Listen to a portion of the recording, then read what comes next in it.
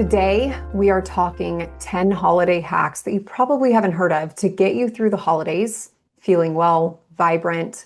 So many of my patients almost feel anxious about the holidays because they know they're going to leave them feeling horrible, having gained weight that they're going to have to work so incredibly hard to lose, and a lot of them can't lose it anyway. Inflammation, completely depleted. So I'm excited to chat with you guys about some, honestly, pretty simple hacks that'll get you through in a much better way. So, number one, let's talk about inflammation. So, interestingly enough, I get the insight and input from our data at Modern Thyroid Clinic about what causes almost systemically across the board increases in antibodies. And it's fascinating. So, the one time every single year that I see the pattern where adults' antibodies increase is during the holidays. And I mean, it makes sense, right? We're more stressed, we're eating differently, we're drinking differently, we're not getting enough sleep, we're traveling. Everything changes, our lifestyle's shaken up, and that manifests as an increase in antibodies. Interestingly enough, with kids, I see it in the summer.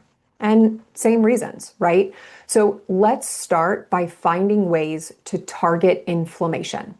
So that could be something as simple as incorporating more antioxidant-rich foods into your diet, taking antioxidants, just a blend even of several. Supplements like glutathione, 500 milligrams of glutathione before bed to increase your body's ability to combat oxidative stress. Things like low-dose naltrexone or LDN are prescriptive ways of doing this, but it can really change the game and trajectory of these 2 months, 6-8 weeks of holidays where things can really be thrown off course. So that's number one. Number two is we all indulge during the holidays, or we should, right? I mean, but finding strategic ways to minimize the after effects of those indulgences can take you so incredibly far. So one way that I've created this with my patients is through my food flow formula. And essentially, it still leaves room for you to eat all of the things that you love, but you eat them on your plate in a different sequence or order. So my recommendation is starting with protein. It can even have some fats in it, but protein first, then nutrient-dense, high fiber, low glycemic foods. These are things like low glycemic, low blood sugar veggies, not starchy. But between the protein, fat, and fiber, you prime your body's blood sugar response system to not be on a wild roller coaster. And then after you eat those two things, then you indulge in carbohydrates, whether it's potatoes or sweets or whatever it is. But simply don't skip it. Just prime your body beforehand. And clinical trials in diabetes care studies have shown that shifting the order of your foods to a method like this can reduce after eating blood sugar spikes by 30 to 40%, y'all. It slows gastric emptying, it blunts the glycemic, the sugar load, and you can literally hack your blood sugar response simply by changing the order in which you're eating your food. So don't forget protein with some fat, fiber, and then things that are going to spike your blood sugar. Number three, we're breezing right through these. This is what happens on my solo episodes. We just it's a one-way conversation, so everything just goes faster, but it's good. You guys are busy during the holidays anyway. So number three is leveraging the walking window. So ideally, after you eat a big meal, it can be for Thanksgiving, it can be for Christmas, but within 30 minutes, walk 20 minutes. So it doesn't need to be fast-paced. Literally, take your whole family with you. Take your kids with you. Most of the time, it's beautiful weather this time of year, at least it is in Texas. We absolutely anxiously await this weather. But if within a half hour of eating, you take a 20-minute walk where you can still talk, still converse, it really significantly reduces your after eating blood sugar spike. It almost acts like an insulin substitute. And remember, insulin is what neutralizes our blood sugar, and activity triggers glucose to be transported into your muscle via the GLUT4 activation, which lowers after eating blood sugar spikes by 25 to 35%. It also improves digestion, right? It allows our food to move through our GI tract.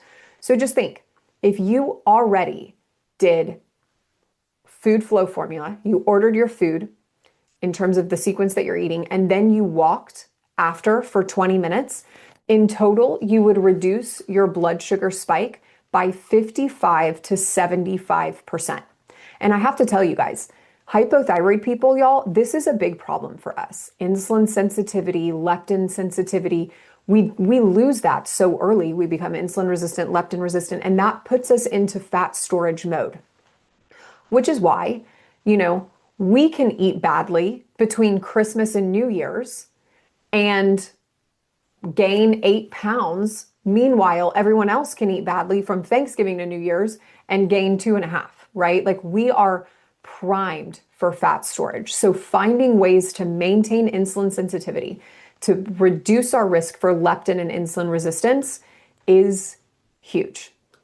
So number 4, this should probably be towards the end, but pair magnesium and glycine before bed. So it can be magnesium citrate, it can be magnesium glycinate, roughly about 200 milligrams, and then 3 grams of glycine, especially on high sugar, high stress days. If you're in a situation with family, you're feeling the heat, this actually enhances insulin receptor function, and glycine lowers fasting glucose, and it even can improve our sleep quality. It can put us into more of a relaxed state. Basically, it's like a biochemical reset for the nights that you've overindulged or indulged. Just fuel your body where your insulin doesn't have to work as hard. Again, it's all these little things that add up, or when consistently used, absolutely change the trajectory of everything. Another big one that I love, and I personally can feel a significant difference when I utilize it, is strength training before your big celebrations. Don't skip the gym leading up to this. A single session of resistance training, even 30 to 60 minutes of weightlifting, increases, again, GLUT4 transport activity in skeletal muscle. What that means is your muscles simply absorb sugar for the next 24 to 48 hours. It's like a sponge, and that's what we want. The sooner, the quicker our blood sugar gets absorbed into our system and isn't freely circulating in our bloodstream, the less likely we are to develop insulin resistance, leptin resistance, metabolic dysfunction that so frequently occurs even really early on in hypothyroid people. So after you lift weights, muscle takes up glucose without really needing a lot of insulin, which allows us to maintain insulin sensitivity. And that also allows us our blood sugar to return to baseline more quickly. In one study, participants, I should say, who did 45 minutes of resistant exercise before a high carb meal had a 25 to 30% lower postprandial after eating glucose increase compared with people who took a rest day that day. So some big facts, some big summary points for this. If you lift about an hour before a large meal, expect a 20 to 40% reduction in glucose and insulin spikes. That's huge. You'll also experience less oxidative stress and inflammatory signaling from the meal's carbohydrate and fat load. Insulin is an inflammatory hormone in high levels. You can also reduce your after eating fatigue. It was fascinating to me when I got a continuous glucose monitor a couple of years ago from Nutrisense, because all of a sudden I was like working on something and I got exhausted, so tired I could not stay awake, and I looked at my continuous glucose monitor and my blood sugar was only like 140. That's not crazy, y'all. That's not out of the realm of what I would expect we're walking around with after we eat conservatively every day, and it made me exhausted. I started noticing a pattern that even mild elevations in my blood sugar after I ate drove enormous fatigue that I would not have pinpointed for that to be the cause without a continuous glucose monitor. So I think so much of the fatigue that we're feeling is blood sugar related, and we don't even know. Number 6. So think about pairing your meals with polyphenols. So These are present in high concentrations in things like green tea or red wine. Pair one of those with carb-heavy meals and something really interesting happens. So polyphenols like resveratrol and EGCG temporarily inhibit alpha amylase and alpha glucosidase enzymes that actually digest starch. So what that does is it slows the breakdown of those carbohydrates and it reduces the glucose spikes by about 15 to 25%. So significant. Again, like think about all of these things added together and how much we can shift our experience on a daily basis utilizing these, but also over the long term, y'all. Imagine incorporating these into our lives several times a week and not just during the holidays. One of your favorite conversations to have with me, I found that totally caught me by surprise, is about alcohol types. So be mindful if you drink alcohol of the kind of alcohol you're drinking.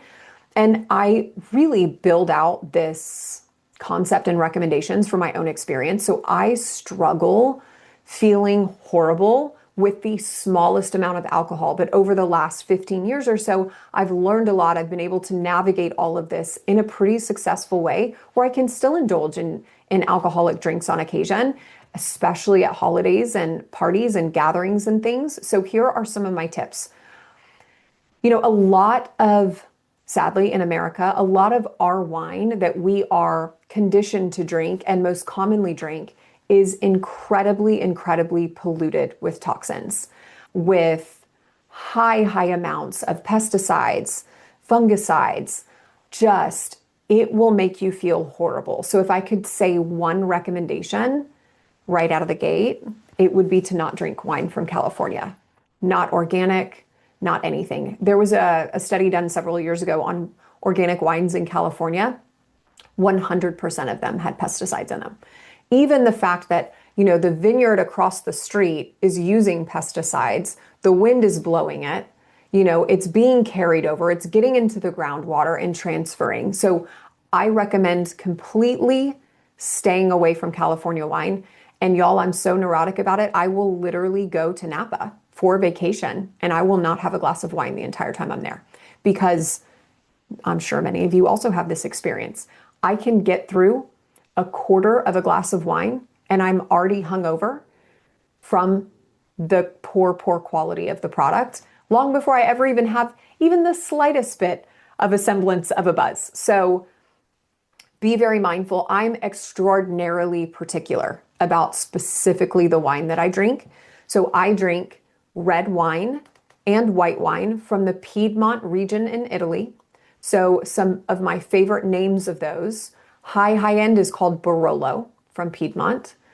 A step down that's kind of readily available in most grocery stores, liquor stores, that's a red wine is called Barbera. Barbera di Alba, Barbera di Asti. Those are pretty safe from a red wine perspective. My favorite white wine also comes from the Piedmont region of Italy, and it's called Arneis. Arneis. Chef's kiss. If I'm out and about at a restaurant, somewhere where I can't quite choose the nuances of maybe lesser known Italian wines, I will do a Pinot Grigio from Italy. Y'all, that's kind of it. Like, that's largely the wine that I drink from Italy. I will also drink French rosé.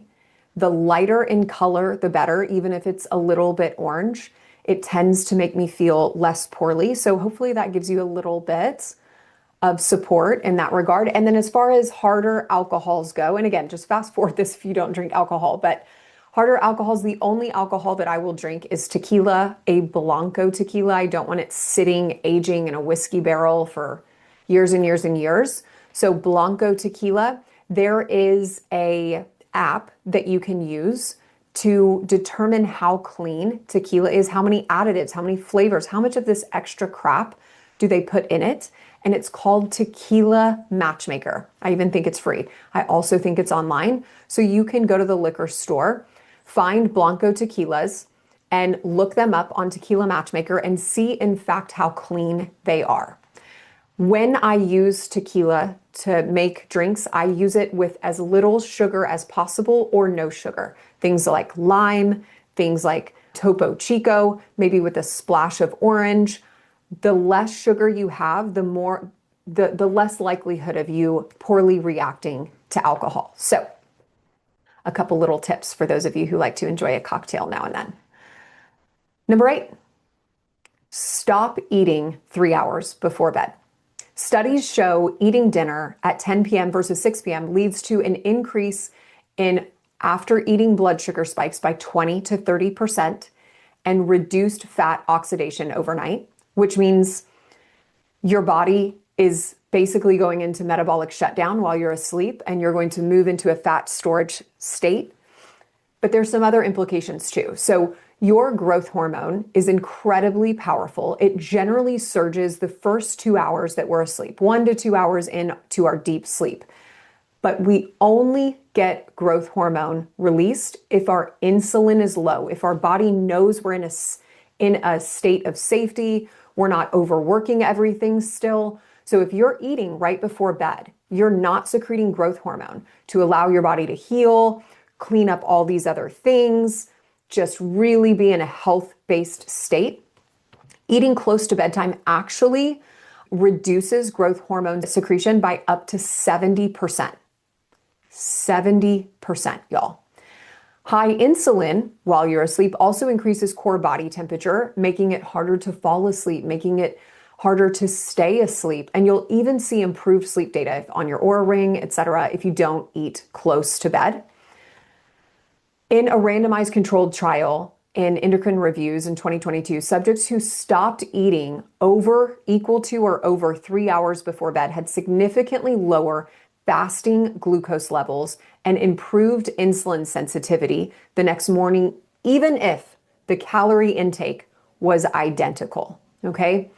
But it goes deeper than this too in terms of protecting your long-term outcomes. Like when I eat before bed, and again, y'all, I am the canary in the coal mine. My system is so sensitive. That's why I bring all of this to you, because I have to do it myself or I won't feel well. But one of the reasons stopping eating at least 3 hours before bed is that it lowers neuroinflammatory risk. So when we sleep better, we have a stronger cleanup of what's called our glymphatic rinse, which is where our brain goes and cleans up our entire system and clears metabolites like beta amyloid and tau that are associated with Alzheimer's or dementia. It also drives, when we eat before bed late night, the intake drives circadian misalignment, meaning our body gets confused. It doesn't think we're ready for sleep. And that leads to neurodegenerative pathways, and it's just compromises our blood sugar, our inflammatory pathways, and all of these things increase our risk for neurodegenerative conditions. So stop eating at least 3 hours before bed, anytime that you can, even if you don't do it every night, but be mindful of it and see how you feel on the mornings after you do that compared to the mornings that you don't, because it even impacts your next day, your insulin sensitivity, your blood sugar spikes the next day, which is going to make you feel so much better then as well. Number 9 is turn down the lights before bed. If you're going to eat a little later, eat it over candlelight. Like have the lights dimmed. So at least 30 minutes before bed, if you're in a dimly lit environment with warm light, candlelight, no LED overhead lights, and some of those are so horrible, y'all, no scrolling, this will allow your body to release melatonin, because when you have that light input into your nervous system, it suppresses it. One interesting study from 2022, people that were exposed to overhead lighting before bed had a 30% higher nocturnal glucose level. Even the following morning, it persisted, despite the two groups eating the exact same thing. So light is powerful, y'all. And lastly, I'm telling you this because I have to hold myself accountable to it, because this is my vice. Build in more rest time after big events. This is my goal moving into 2026, y'all. I will perpetually marathon myself until I crash. And that's not good for anyone, but it is especially not good for people with thyroid conditions. And in turn, we also have adrenal conditions. where our bodies cannot just perpetually push through stress. We need extra restorative time. We need extra rest. So when you're planning out your holiday calendar this season, please, please, please look at it and build in time for rest. I hope you guys have a wonderful holiday season. Happy Thanksgiving, happy holidays, Merry Christmas, happy Hanukkah, all the things. And I hope these tips and hacks help make your holiday season better, more vibrant, that you come out of it feeling just as good as when you went in.